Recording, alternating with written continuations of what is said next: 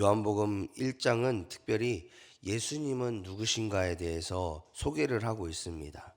우리가 보진 않았지만 1장 1절을 보면 태초부터 존재하신 분이 바로 예수님이다.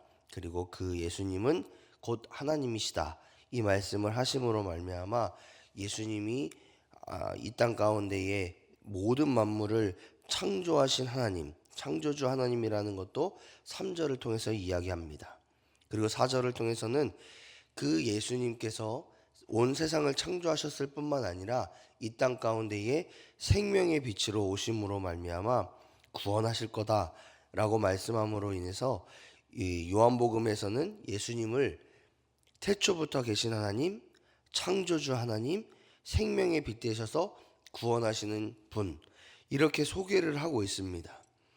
요한복음 1장에서 예수님에 대한 이 소개를 하는 이유는 무엇이냐 하면 우리가 그 예수님이 누군지, 또 예수님께서 어떤 일들을 위해서 이 땅에 오셨는지를 정확히 알아야지만 그 예수님을 믿을 수 있고, 정확히 알아야지만 따를 수 있고, 정확히 알아야지만 하나님의 자녀가 되는 권세가 어떤 것인지, 그리고 또 우리가 어떤 삶의 모습을 가지고 이 세상을 살아갈 것인지를 결정할 수 있기 때문에 이 요한복음 1장에서는 계속해서 예수님이 누구신지, 예수님이 왜 이 땅에 오셨는지, 예수님께서 어떤 사역을 하셨는지 이런 것들을 이야기하고 있다라는 거죠. 그러면 예수님께서 세상에 오신 이유가 뭐냐라고 했을 때에 5절의 말씀을 보니까 어둠을 제거하기 위해서 이 땅에 오셨다라고 말씀합니다. 어둠을 제거하기 위해, 즉 하나님과 우리 사이에 있는 죄의 어떤 것들, 또 하나님과 우리 사이를 갈라놓는 악한 것들을 예수님이 제거하기 위해서 이 땅에 오셨다라고 분명하게 말씀하고 있습니다. 여기에서 우리가 봐야 될 것은 뭐냐면 우리가 그 전까지는 이 죄의 문제를 해결하지 못했느냐라는 질문을 할 수 있는데, 예수님께서 이 땅에 오시기 전에는 구약 시대에는 속죄제라고 해서 1년에 한 번씩 하나님께 제물을 드려서 내 모든 죄악을 용서해 주십시오라는 제사를 드렸습니다.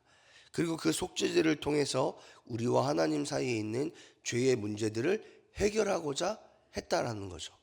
그런데 그 죄의 문제들이 해결되지 않는다라는 것을 사람도 또 하나님도 아셨기 때문에 하나님의 독생자 예수님을 이 땅에 보내심으로 말미암아 그 죄의 문제들을 해결하시고, 그로 인해서 우리에게 하나님의 자녀된 참 자유를 누리게끔 하기 위해서 이 땅에 예수님이 오셨다라는 거죠. 두 번째로 4절을 보니까 예수님을 닮은 사람, 예수님을 닮아가는 우리를 통해서 선한 영향력들을 끼치게 하기 위해서 이 땅에 오셨다라는 겁니다.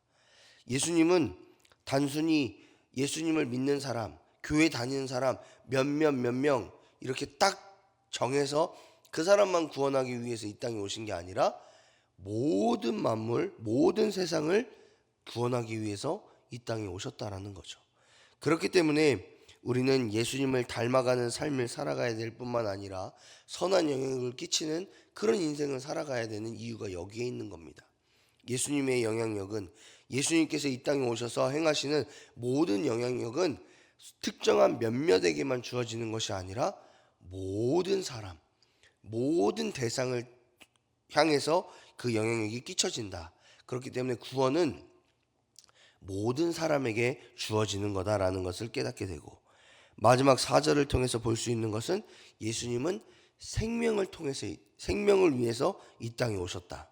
즉 구원하시기 위해 십자가의 능력을 통해서 십자가를 믿는 자들로 인해서 하나님의 자녀가 되는 권세를 주시기 위해서 이 땅에 오셨다라는 것을 볼 수 있습니다. 그래서 예수님은 이 땅에 오신 이유가 뭐냐? 죄의 문제를 해결하실 뿐만 아니라 많은 사람들에게 구원의 문제를 허락하시고 또 믿는 자들에게 생명, 영원한 생명을 얻게 하기 위해서 예수님이 이 땅에 오셨다라는 거죠. 그렇게 요한복음 1장 1절부터 8절은 이야기하고 나서 오늘 어떤 말씀을 하느냐라고 했을 때에 9절과 10절의 말씀을 다 같이 한번 읽어보겠습니다. 9절 그리고 10절입니다. 시작. 참빛 곧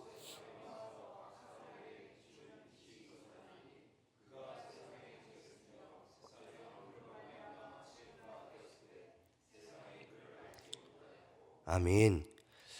참빛 대신 예수님께서 이 세상에 오셔서 각 사람에게 비추는 빛, 즉 생명과 구원과 하나님께서 예수님을 믿는 자로 인해서 죄의 문제들을 해결하시는 그 놀라우신 은혜가 있었음에도 불구하고 세상은 그를 알지 못했다라고 표현하고 있습니다.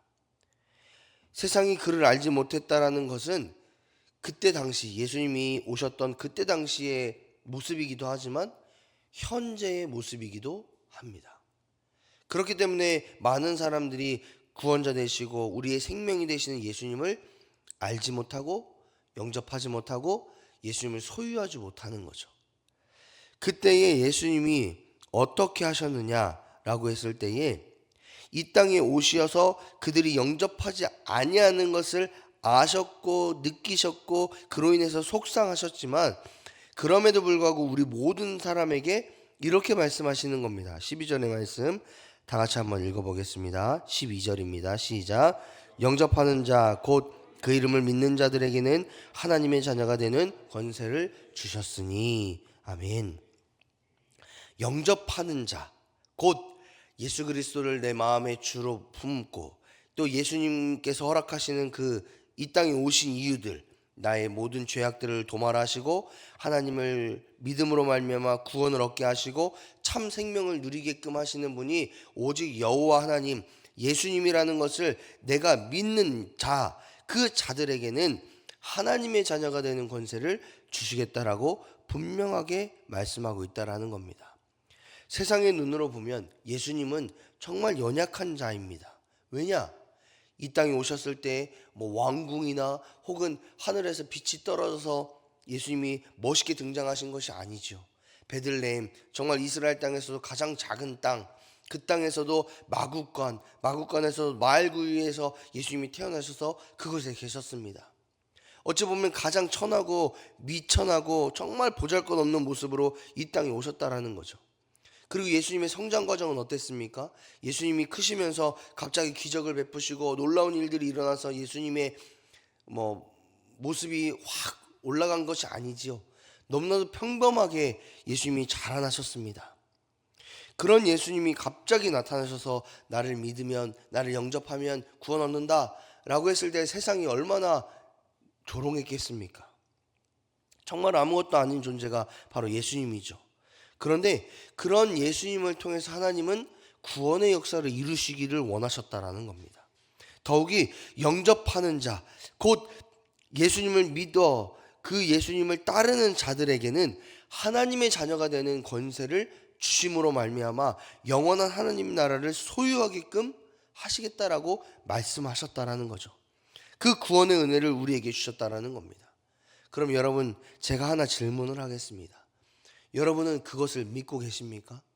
나는 예수님을 영접함으로 말미암아 하나님의 자녀가 되는 권세를 내가 누리며 살아가고 계십니까?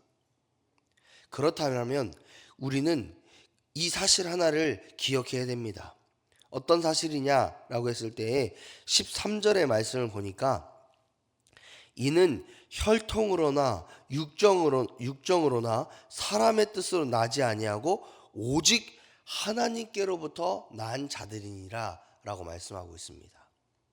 우리의 구원의 은혜는, 우리가 받고 누리고 있는 하나님의 자녀된 권세는 우리의 노력이나 우리의 교회 안에서의 직분이나 혹은 헌신이나 다른 어떤 것으로 주어지는 것이 아니라 오직 하나님의 은혜로만 주어진다라는 겁니다.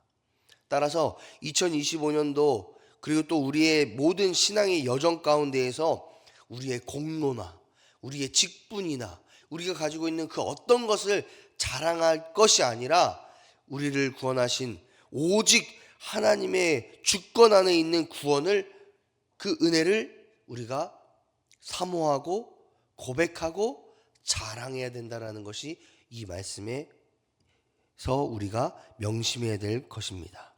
따라서 우리는 우리의 그 공로를 자랑해서는 안 됩니다. 2025년도 지금까지도 그렇게 사셨겠지만 앞으로의 모든 삶 가운데에서도 내가 잘나서, 내가 애써서, 내가 수고해서 나에게 하나님의 은혜가 있어서가 아니라 하나님의 은혜가 내 삶 가운데 족하게 임했기 때문에 내가 하나님께 헌신하는 거야. 내 삶 가운데에 하나님이 함께 하심으로 말미암아 내가 주님을 의지하고 소망하고 있어. 이런 말들이 우리의 입술을 통해, 삶을 통해 많이 나타나야 될 줄 믿습니다. 그것이 건강한 신앙이고 건강한 믿음임을 여러분 명심하시기 바랍니다. 이런 믿음을 가지고 살아가고 있는 우리에게 이제 14절부터는 예수님에 대해서 더욱 구체화하고 있는데, 그것을 우리는 어려운 말로 성육신이라고 표현을 합니다. 성육신이 뭐냐? 14절의 말씀을 보니까 말씀이신 예수님께서 육신을 입고 우리 가운데 거하시며 우리를 통해, 그리고 또 우리에게 하나님의 영광을 보여주는 것, 독생자 예수님의 영광이고 은혜이고 충만하신, 진리로 충만하신 예수님을 보여주는 것이 성육신이다 라고 14절의 말씀을 통해서 말씀하고 있습니다. 우리가 이 말씀을 보면 생각나는 게 하나 있죠. 예수님께서 이 땅에 오시기 전에 가브리엘 천사가 와서 예수님에 대해서 이야기할 때 뭐라고 이야기하냐면 임마누엘이라고 말합니다. 임마누엘의 뜻은 뭐죠? 우리와 함께 계시다. 예수님은 과거에도 태초에 하나님이 천지를 창조하셨을 그때뿐 아니라 예전에도 현재도 미래에도 우리와 함께 하시는 예수님이십니다. 임마누엘 예수님의 그 성취와 역사가 우리의 삶 가운데에 있다라는 거죠. 그래서 14절의 말씀을 다시 한번 보면 우리가 그의 영광을 보니, 즉 예수 그리스도의 함께 하심과 우리의 삶 가운데 역사하심과 또 우리의 삶을 인도하시는 것을 보니 아버지 독생자의 영광이요 은혜와 진리가 충만하더라. 이것을 볼 수 있는 겁니다. 그러니까 성경에서는 하나님을 본 사람은 무조건 다 죽었습니다. 모세도, 그 위대한 민족의 지도자라고 말하는 모세도 하나님의 뒷모습만 봤어요. 그로 인해서 그 모세가 어찌할 바를 몰라서 나는 이제 죽겠구나, 하나님을 본 사람은 다 죽는다 했는데 나는 이제 죽는구나, 이렇게 말을 했다라는 거죠. 그런데 이 14절의 말씀을 통해서 우리가 하나님을 볼 수 있는 방법이 생겼는데, 그 방법이 뭐냐? 예수님을 통해서 하나님을 본다라는 거죠. 그래서 우리가 성경 말씀을 통해서 예수님께서 어떻게 사역하셨는지, 또 예수님이 어떤 말씀을 하시는지를 통해서 우리가 하나님은 이런 걸 원하시는구나, 하나님 나라는 이렇게 살아가야 되는구나, 하나님의 사람이라면 이런 모습으로 살아가야 되는구나를 배우는 게 여기에 있다라는 겁니다. 또 17절의 말씀을 다 같이 한번 읽어보죠. 17절입니다. 시작. 율법은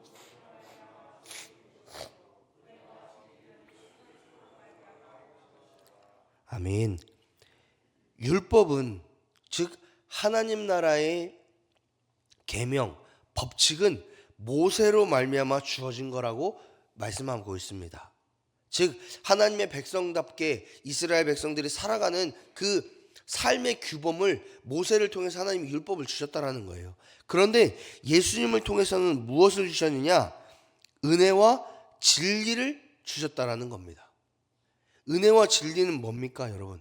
은혜는 하나님의 역사하심, 또 하나님이 우리의 삶 가운데 동행하심, 더욱이 하나님께서 우리와 함께 하심으로 말미암아 하나님을 부르고 하나님을 찾고 하나님을 의지하면 하나님께서 우리의 삶 가운데에 행하시고 역사하신다라는 그 사랑의 표현입니다. 그러면 진리는 뭘까요? 우리가 앞으로 예수님을 믿고 예수님과 동행함으로 말미암아 어떤 인생을 살아가야 되는지, 하나님의 법도가 무엇인지, 하나님 나라의 모습은 어떤 것인지, 하나님께서 원하시는 삶은 어떤 것인지를 말씀하시는 게 바로 진리입니다. 그리고 그 은혜와 진리의 완성은 예수님을 통해서 완성됐다라는 것을 요한복음은 이야기하고 있는 거죠. 마지막으로 18절을 다 같이 한번 읽어보겠습니다. 18절입니다. 시작. 본래 하나님을